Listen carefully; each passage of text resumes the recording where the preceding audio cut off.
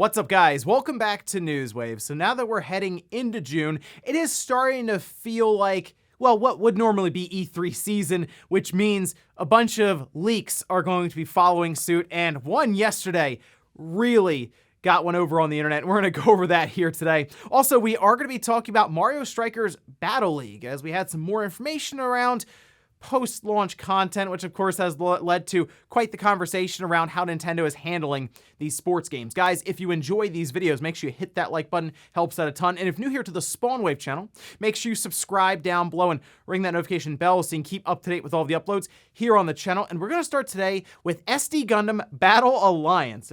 Really, this is a game that I've looked at from time to time, and it comes back to me wanting that next big Gundam game that's kind of similar to Daemon X Machina, sort of. Not the tactical RPG ones. Well, this one actually looks pretty interesting, and we now have a release date for it. It's coming out on all platforms, but we can see a trailer that was released from Bandai Namco. This game coming out August 25th.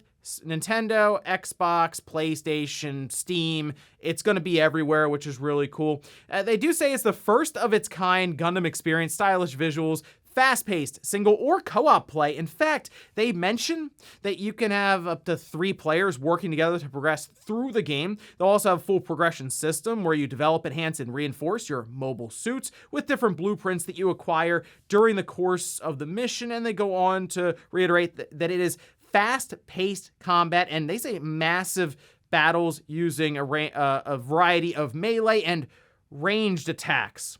So, again, I'm curious about how this will actually turn out, as SD Gundam games, again, for me, the tactical ones, not so much, but I do see from time to time that people will talk about them, and they do occasionally get localized, but it's not as common from what I've seen. So seeing this one, it coming out August 25th across all platforms, being more action RPG oriented, I'm certainly interested and I'll be checking it out. Also, we are coming up on the time where Sony would announce the PlayStation Plus Now Essential games that will be heading into the service, and it looks like they may have leaked out a bit early. We could see this over on Push Square. It was leaked out, though, by a Spanish site that actually had it correct last June, according to Push Square, but the games in question being God of War, Naruto to Boruto, Shinobi Striker, and Nickelodeon All-Star Brawl. So the Nickelodeon All-Star Brawl, that's pretty cool to see that one go in there. I still haven't checked that out yet. I know there's been a lot of talk now around multiverses,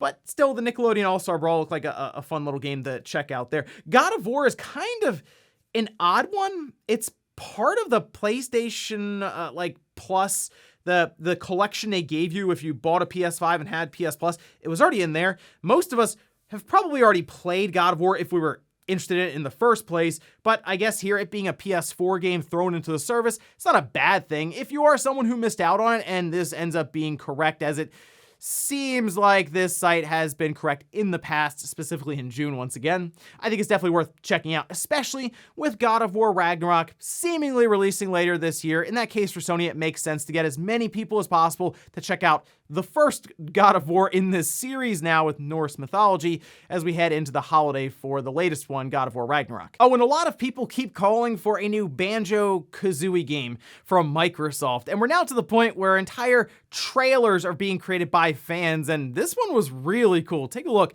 This is just titled Banjo Threeie trailer, and they certainly have some callbacks, a lot of nostalgia. They have an entire Nintendo 64 level almost that's shown off here, and yeah, again, this is a fan trailer. There's no game that's going to come out of this, but it just shows how much people would like to see a new Banjo-Kazooie now that's not nuts and bolts. It's still weird to me that was the last Banjo game we got was nuts and bolts, but if Microsoft wanted to take a shot at it, I think this is the time to do it. They have plenty of studios, and eventually they'll close, we assume, on Activision, and I mean, we've seen what they've been able to do with something like Crash Bandicoot or Spyro. Certainly they could take a shot, I would say, like Toys for Bob, take a shot at Banjo-Kazooie, make a new one, and again, add variety to the Game Pass lineup. And guys, with some of the quick news out of the way, let's get into the bigger stuff. Let's start right away with Mario Strikers Battle League. It's coming out here in a couple of weeks. We have that network test coming up this week, and I'm gonna be taking part in it and see what it actually plays like against other people online. But something has come up here, and I feel like we all expected this with the sports title from Nintendo Now during the Switch generation, and that's that, yes, there will be post-launch support. We can see this posted up by Nintendo of America. Be ready for more no-holds-barred strike action following the launch of Mario Strikers Battle League, as there are free post-launch updates coming, including new characters. Keep an eye out for more details on updates in the future. This, of course, has a mixed reaction online. Some people seem okay with kind of the drip feed of content after the game releases. I mean, it's done it with all the sports titles. Think of, like, we had Mario Tennis. We had a bunch of updates as we've gone along for like the year after it came out, just adding more and more content to it. And Mario Golf being the latest example of this. But people did look into Mario Strikers as we have that demo, that first kick release. And of course, data mining has taken place. Look at this. This is from Jack over on Twitter. Mario Strikers has 10 characters at launch, but 20 character slots. Looks like there may be an additional 10 coming through the recently announced free DLC. Now, that is, of course, speculation. Not all 10 here that are spotted are necessarily playable characters, I guess. 10 characters, though, after the fact for release would be, that'd be a bit much, I feel like. I mean, think about it that way.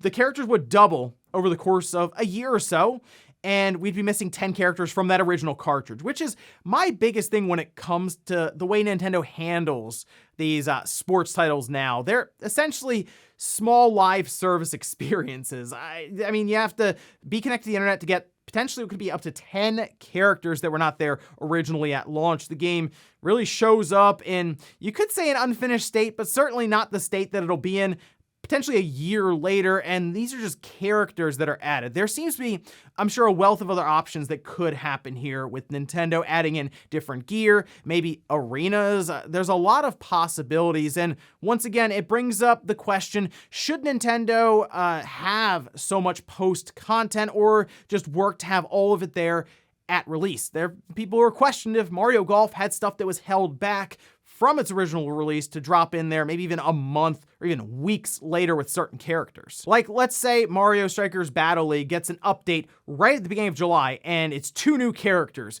Would you look at Nintendo and say, oh yeah, you needed 3 weeks to have these characters ready to go? Or would you ask them, could those have been in the game day one and potentially on the physical cartridge? I know we're working away from physical media altogether in games, but Nintendo at least seems to be I think will be one of the last holdouts when it comes to physical cartridges and media for games. But when they do stuff like this, you do wonder how attached they actually are to it. But let me know what you think about this method of release by Nintendo. Seems like they're really doing it for their sports games, and I do see people say, hey, you know what, it's nice that there's new stuff being added, like with characters, potentially every month or two after release for, you know, a set amount of time. Nice little roadmap there from Nintendo.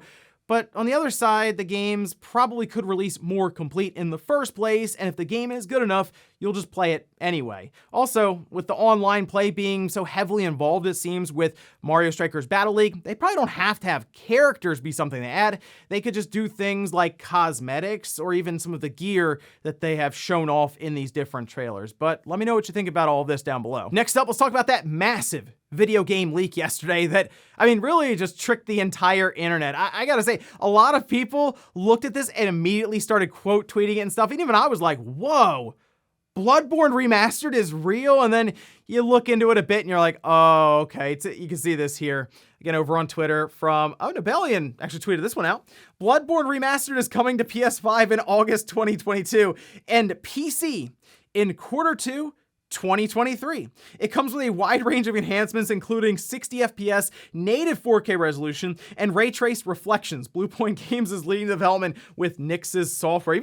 By the way, even a link here to the PlayStation blog, and it's from 2015. So, I mean, yeah, it does at least link to Bloodborne. We have a little image there for it. This is a really clever troll job on their part. Mostly because instead of doing what normally is done here, which is that they'll impersonate PlayStation. And it's pretty obvious because it's like, oh, PlayStation's verified, and they have to kind of misspell it a bit. They instead took an account on Twitter that will typically just tweet out a lot of news as it is breaking, like Nibelian here, and they impersonated them. In fact, Nibelian is even in the reply tweets and was like, oh, wait a minute, that's not me. So, I mean, it was clever. It really did trick a lot of people. Unfortunately, this is Bloodborne Remastered, and that's definitely hitting a nerve online. I mean, the fact that it has over 15,000 tweets and a ton of people were sending it to me just shows that the person who came up with this really did get one over on most of the internet here. Do I think Sony will ever do Bloodborne Remastered? I'm shocked that they haven't yet.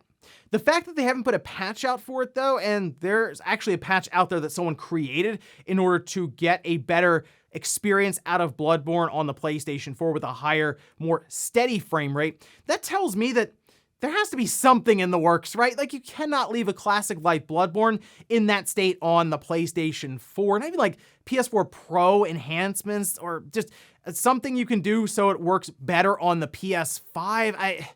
I would like to see Sony do something there, that and FromSoft coming together, and maybe we'll eventually get a Bloodborne remaster or even a full-on Bloodborne remake. And it's weird to me that we haven't had it yet, but I still hold out hope. Even if Sony just pushed a patch, I would be okay with that because the game is still really, really good. And if you have not played it, I completely recommend it. In fact, that was actually the poll question that we'll check out later on. But definitely look out for these kinds of fakes because you're going to see a lot of these quote unquote leaks over the next week or so as we head into the Xbox Showcase and Summer Games Fest. And who knows, whenever Nintendo announces their Direct, you're going to see all kinds of weird accounts popping up with these big time leaks. And of course, those spreadsheets and Word documents just somehow slip through the cracks and get out there online of the entire schedule for the show. So definitely expect a lot of those to pop up in the coming weeks. Next up, let's talk about an update around a Nintendo 64 online release that we talked about last week that having to do with Kirby 64 and an interesting bug that stopped you progressing through part of the game. It looks like Nintendo has recognized this and made that announcement over on Twitter. We can see this. A bug has been found in Kirby 64, the Crystal Shards, for Nintendo 64, Nintendo Switch Online that can prevent players from progressing under a certain condition. A patch will be released early next week to fix this. We apologize for the inconvenience. Still waiting for the announcement that the patch has been pushed out there. But it was mentioned that Kirby 64, according to Oatmeal Dome, was one that was like the least touched up, if you will, by Nintendo when they pushed that game out there to the online service to be used with this emulator that they currently have in use for the Nintendo 64 online. So I guess there was just some sort of bug that they completely missed somehow, and well, everyone seemed to find it online, posted around, and got back to Nintendo. It's good to see that they answered very, very quickly here, and that they were working to patch this.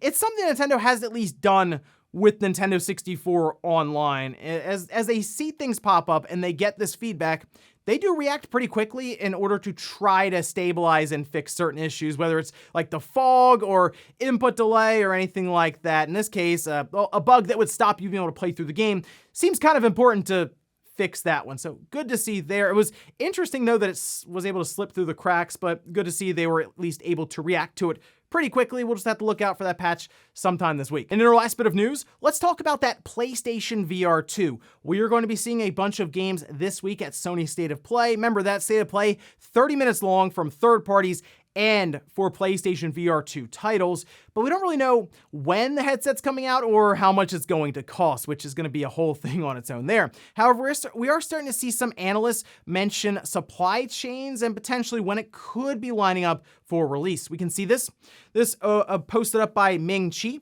who is an analyst at TF International Securities, saying my latest supply chain checks suggest that the assembler and several component providers of PSVR 2 will start mass production with about 1.5 million units shipments in second half 2022. Sony may launch it in first quarter 2023, depending on the development schedule of PSVR 2 game titles. And I do believe that the headset itself, when it releases, is completely dependent on games. Like, they need to make sure there is a good enough library of titles there at launch to make people interested in this headset. VR is already kind of harder to sell necessarily when it is also reliant on a system. The reason I think the Quest 2 has done as well as it has in terms of the number of units sold, which I think is right about 10 million, is because it's all in one. You don't need something else. It doesn't have a cable coming out of it. This does. So they have to at least blow people away with the experiences that they're going to present next to it, We know Horizon Call of the Mountain, that will probably get people interested in the headset, but what else can they do with third parties and then some of their first party properties? Now, looking into 2023, I'm starting to think it'll probably be first half, and if it falls into the second half, then I'd start to think September or October. Remember, supply chains are still questionable right now, and a VR headset isn't exactly easy to put together with all the parts that will be required, and Sony might even look around at their current install base being smaller than they'd like it to be with the PS5 and want to catch that up a bit before they release something that will probably cost about the same as a PlayStation 5. I am still looking at this headset being somewhere between $500 and $600 just based on the technology and specifications that Sony has outlined so far. But I guess we'll see at least the games this week and hold out for Sony to finally reveal the price and then eventually that release date. And before we go to the comment of the day, we're gonna take a look at the poll they posted up yesterday, where I asked, have you played Bloodborne yet? 19% said yes, I played all the way through it. 23% said yes, but I didn't finish it. And then 58%, wow, said no, I haven't played it. And you know what? Now that Elden Ring has come out, and I feel like pulled an even larger audience into kind of the Souls genre, now is the time to do something with Bloodborne. I feel like there are a lot of people who would check it out even after Elden Ring and see what all the talk has been about for Bloodborne, why people hype that game up so much. Sony, you gotta do something with Bloodborne, even a patch and then like a big advertising campaign for the game now being quote unquote PS5 compatible or enhanced. That alone would also, I think, pull a lot of people in. But I'm hoping we have something for Bloodborne fans here in the coming year or two. And we'll finish up with the comment of the day as you're seeing here. This is from Blade saying, my mind is telling me Sega isn't going to reveal anything about a Dreamcast Mini, but my heart. I think a lot of us want Sega to actually do something really cool like that. Like, that's the biggest thing. Most people remember Sega from back in the day when they had the Genesis and the Dreamcast and kind of the Saturn. But like definitely those days where you were like, wow, Sega is really doing some things here. And now you look at Sonic Forces and you're like, wow, Sega's really doing some things here. So I think most of us want Sega to get that W, have a Dreamcast Mini that is really cool, and have them actually return back to the days of, sure, it's not like a big console like the Switch, the Xbox, or the PlayStation, but to have some sort of hardware out there that people legitimately want. So I'm holding out hope, and yes, my heart is saying, come on, Sega, drop that Dreamcast Mini. And ladies and gentlemen, that's gonna do it here for Newswave. If you enjoyed this video, guys, hit that like button. If not, hit the dislike. Leave comments down below about everything we talked about here today was Mario Strikers Battle League and the post-launch content that appears to be set up for this game with a bit of a roadmap of potentially 10 characters. How do you feel about the way Nintendo is handling the releases of these sports titles? And then also, what about Bloodborne Remastered? Sure, it was a fake announcement yesterday, but would you like to see Sony do it, and do you think they will? Thanks guys for watching, and I'll see you next time.